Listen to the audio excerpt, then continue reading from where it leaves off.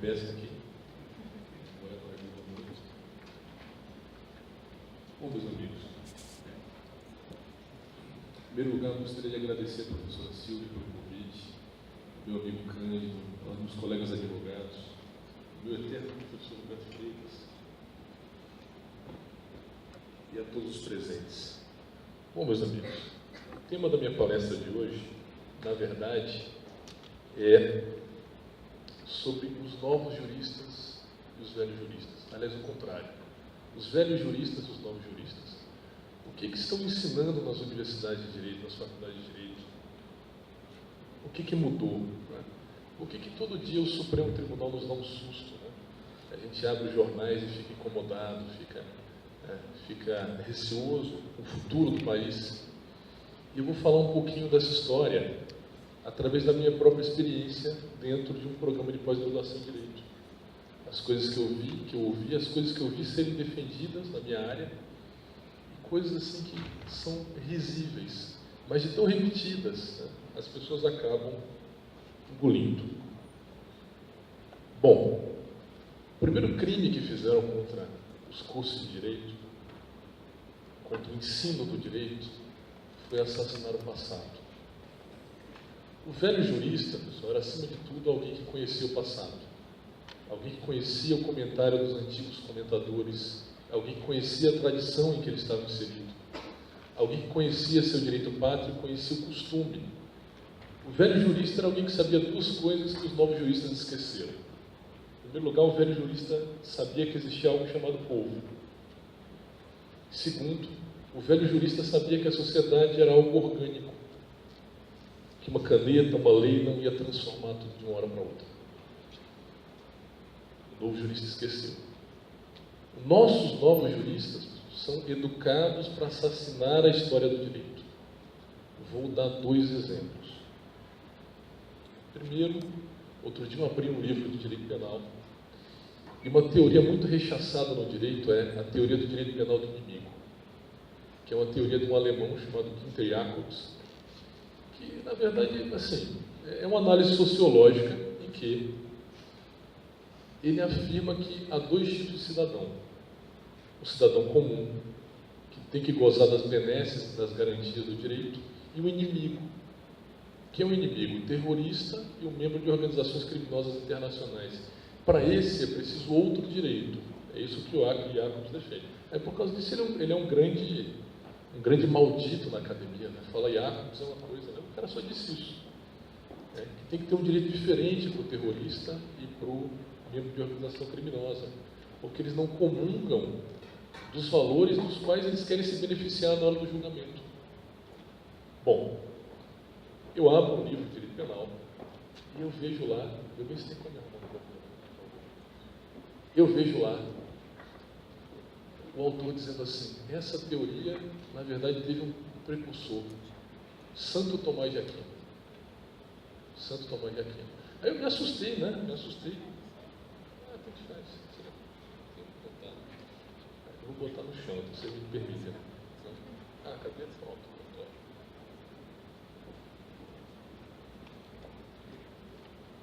Bom, eu não sou um grande conhecedor de Santo Tomás de Aquino, eu li alguma coisa, mas eu desconfiei que aquilo estava errado. Pastor, não sei se foi conhecimento de Tomás de Aquino, eu desconfiei que o Aquino dizia justamente o contrário, que os inimigos deviam se dar a mão, na melhor tradição cristã. Bom, e aí eu abro outros manuais repetindo a mesma coisa, e claro, sem citar nenhum trecho de livro de Tomás de Aquino, sem mencionar em que livro ele teria dito isso. Algo assim. E aí depois, conversando com um colega concurseiro, eu descubro que caiu num concurso para delegado em Goiás, a pergunta. Se o Jacobs realmente era o criador da teoria do direito penal do inimigo, ou haveriam precursores. Quer dizer, para você ser uma autoridade pública no Brasil, você tem que aprender que o Santo Tomás de Aquino é o pai da teoria do direito penal do inimigo. Destruíram o passado. Outro exemplo, pessoal. Toda vez que se fala em inquisitório, no direito penal, que é a minha área, você está falando de algo bárbaro, algo brutal, algo violento. Inquisitório. Né? E que é o contrário do acusatório. Acusatório é tudo maravilhoso, é tudo bonito, né? sabe? Isso é uma coisa fantástica. Quando os caras falam, eu não quero nem defender a Inquisição, mas quando os caras falam da história da Inquisição, o número de erros é uma coisa absurda, absurda. Em primeiro lugar, eles julgam a Inquisição com base nos princípios do direito penal moderno. Começa logo dizendo, a Inquisição não oferecendo a defesa contraditória, né? O Estado democrata de direito, papapá, começa por aí. E o segundo problema, eles desprezam que a Inquisição foi criada no momento em que o processo penal na Europa desapareceu. O processo penal na Alta Idade Média, na Europa, desapareceu.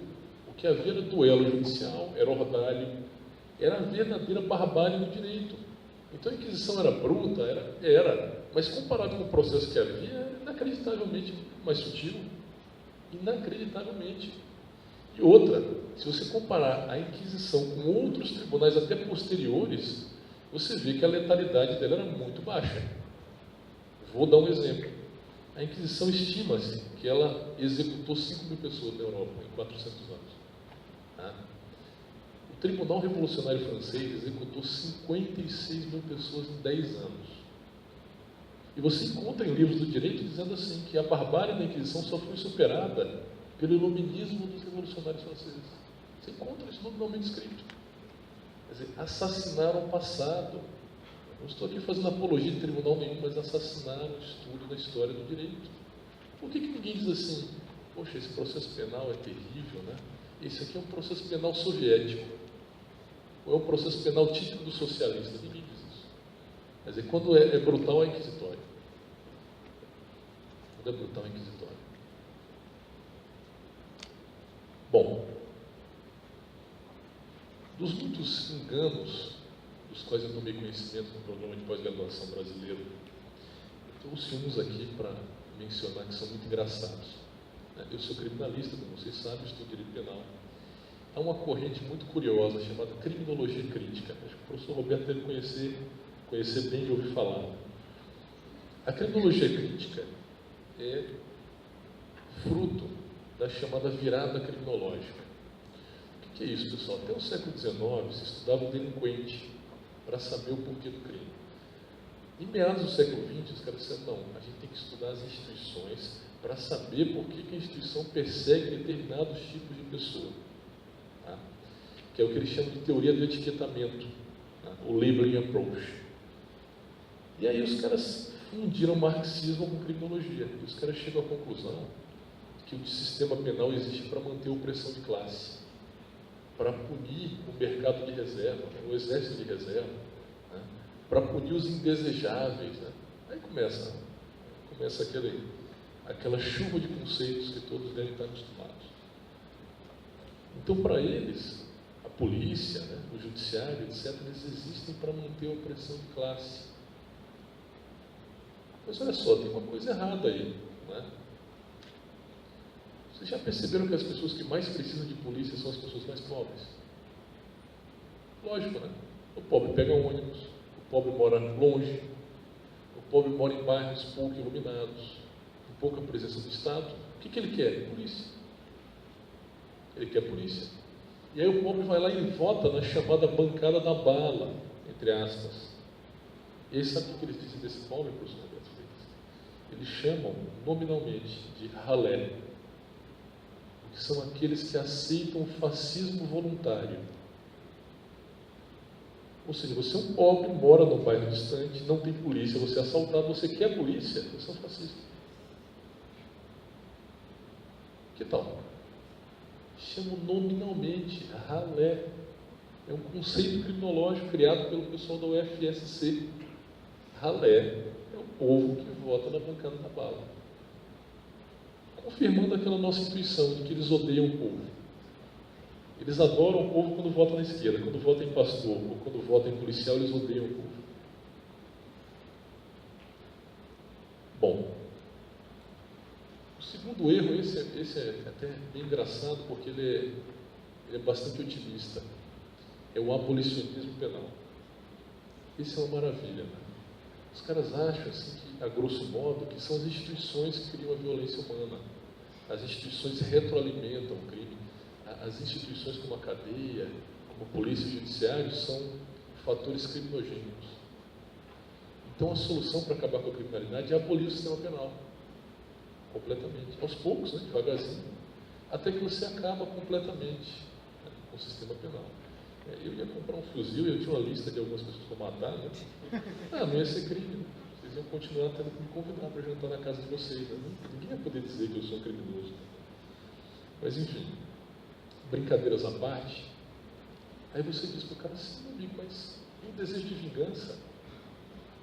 Né? Imagina o cara mata um filho seu, estupra uma filha sua e você encontra o cara na rua. Aí o cara diz assim, não, mas calma. Nós vamos educar as pessoas para que elas busquem formas não violentas de resolução de conflitos. Olha que coisa esperançosa. Né? Mas é a tradição russoniana mesmo, né? Aquela ideia de que é coisinha bonitinha, né? Mas acho que não funciona muito bem, né?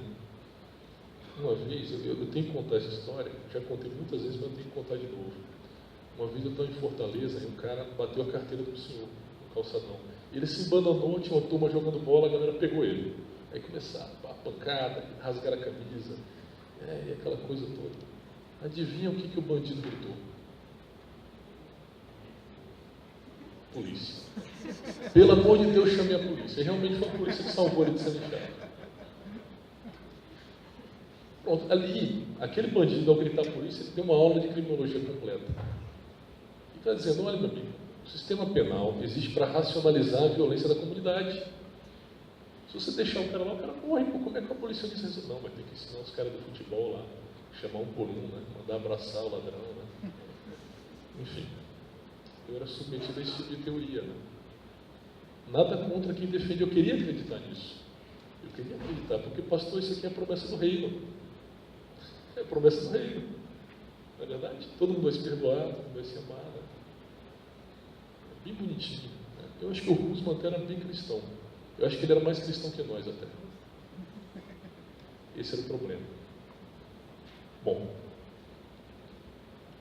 a terceira corrente a que eu tive contato, e essa eu tive menos contato, porque está meio demodê, é a chamado movimento do direito alternativo, que depois virou o movimento do direito achado na rua.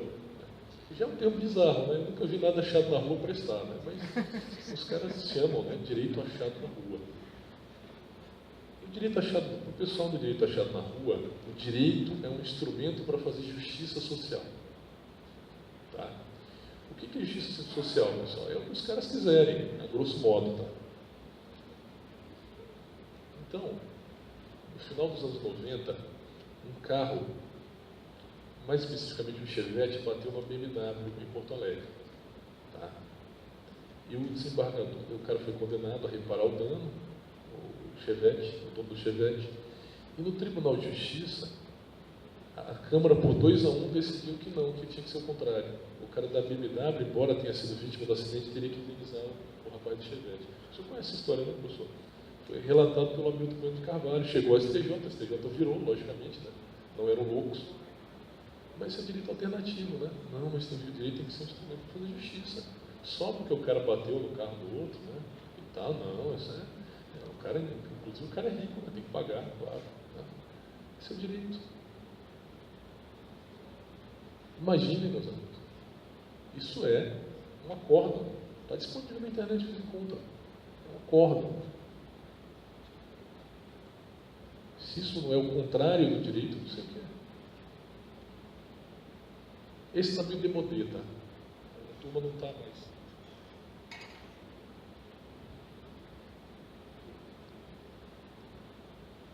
Bom,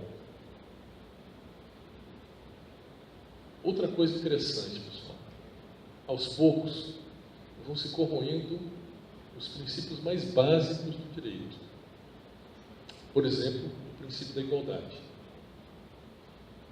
Vou dar um exemplo. No direito penal, todo mundo diz que o direito penal é o direito do fato, não o direito do autor. Então, o direito penal deve ser o direito penal do fato. Isso é um mantra, né? Claro, certíssimo.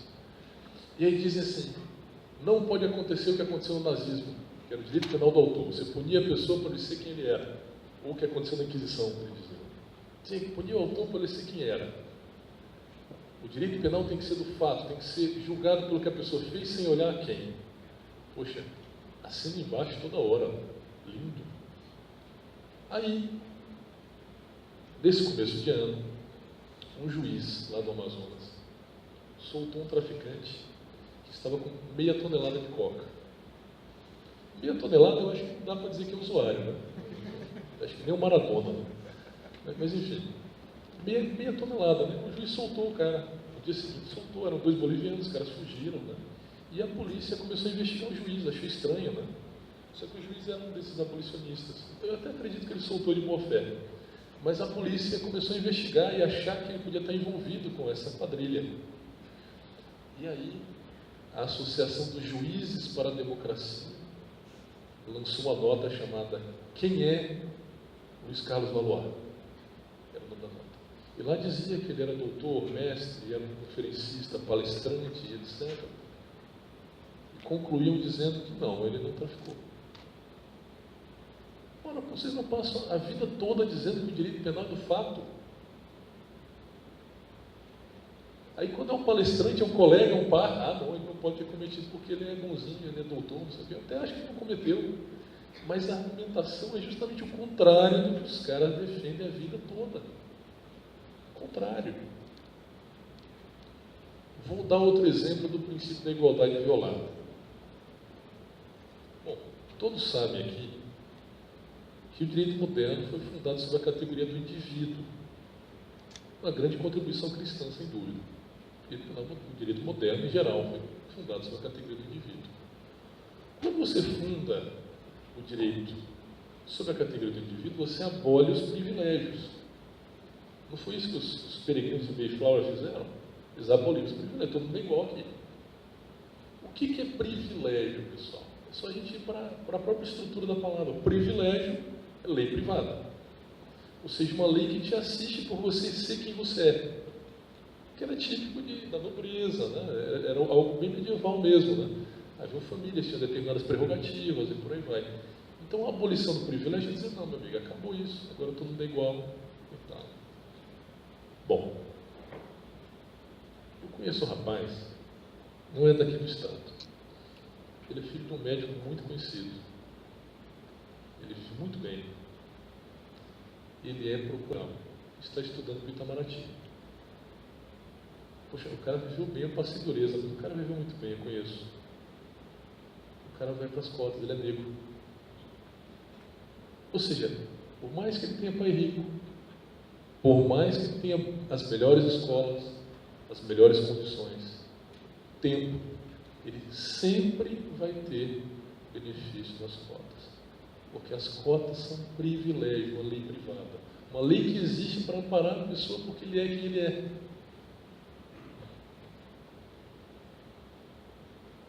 Bom,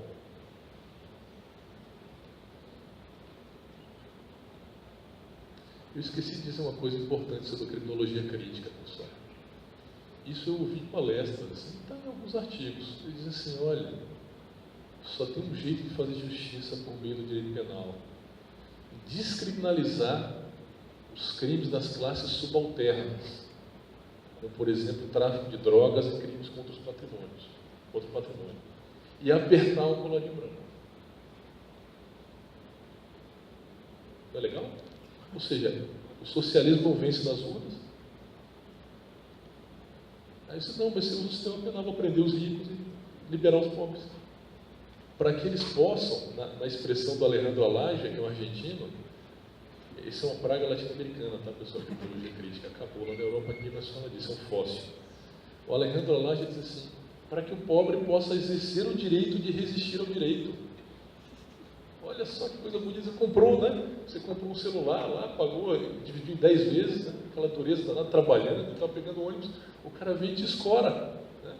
Te escora, leva o celular. Não, ele está resistindo ao direito, não, exercendo o direito de resistir ao direito. Olha que maravilha, né? Você exerce o direito de resistir ao direito à vida que ele tem, né? Mata o cara, pô. Pelo amor de Deus, né? Enfim, parece piada, pessoal, mas é verdade. Tá? É verdade. Bom, no fim das contas, pessoal, o professor Roberto me corrige. Parece que há duas grandes tradições no direito. Uma romana, em que o direito é fundante, ou seja, o direito é pressuposto das mudanças sociais. Ele é colocado antes de tudo. E outra liberal, em que o direito deve acompanhar as mudanças da sociedade. Ambas as posições são democráticas, não há dúvida disso. Só que para o novo jurista não é assim. Para o novo jurista, o direito deve ser a vanguarda das mudanças sociais. Então, assim, todo mundo é contra o aborto. Todo mundo não. 7 em cada 10 brasileiros. É muita gente. Né? O parlamento é contra, não é verdade? Não passaria no parlamento, não tenho dúvida disso. Mas você muda. Muda a interpretação aqui, eu faço um jeitinho aqui, né? E vai. Porque aí eu mudo a sociedade. Eu mudo a sociedade, nem lei tem, mas tudo bem. Eu mudo a sociedade. Bom, antes de ontem, eu estava conversando com os amigos, e os amigos diziam assim, olha, o STF é o poder moderador. Eu disse, olha, claro. Aí um colega falou, poxa, os caras deviam aumentar o número de vagas, como fizeram na ditadura, né, para reequilibrar. Eu disse, eles vão declarar a inconstitucionalidade disso. Aí o colega disse, não, mas eles deviam limitar a 10 não, os caras vão declarar a inconstitucionalidade. Acabou. Não tem como. Só que eles não são poder moderador. Eles são poder imperial. Por que eu estou dizendo isso, pessoal? E não é exagero, nem é um truque de retórica, professor Roberto. No final do século XII, houve a chamada questão roncagriana, tá? Em que o imperador do Sacrosanto Império Romano Germânico deu alguns decretos que iam contra costumes locais da Lombardia. E aí houve um grande debate, envolvendo até os famosos 4 juristas de Bolonha, sobre se o imperador tinha poder de revogar o costume ou não. E foi um debate muito acalorado, foi o começo do conflito entre Guelfos e Ghibellinus, bem no comecinho, foi um prelúdio ao conflito. E aí os juristas, depois de muito debate, decidiram que sim, isso era uma prerrogativa imperial. O imperador poderia revogar o costume por meio de um decreto. Isso é exatamente o que o STF quer fazer com a Laquejá. Você tem um costume que precede a República, precede o Império. É antigo, é comum. Existem práticas semelhantes e até bem mais cruéis em outras partes do mundo. E os caras vão revogar. Os caras vão revogar o costume. É o poder imperial. E aí, tentando fazer um resumo do que foi dito, né, para diferenciar claramente o novo jurista do velho jurista. O novo jurista acha que todo o poder tem que estar no STF. Todo o poder tem que ser dado ao direito. Que o direito pode fazer qualquer coisa. Que o direito pode fazer arquitetura social. Que o povo não existe porque o povo é um monte de ignorantes. Que tem que aceitar que os iluminados juristas transformem sua vida da forma que eles quiserem. Proíbam sua religião, proíbam suas práticas, proíbam seu modo de vida. E aí eu pergunto, será que esse modelo de direito que está sendo ensinado é um modelo preparado para uma democracia ou para destruí-la? Muito obrigado.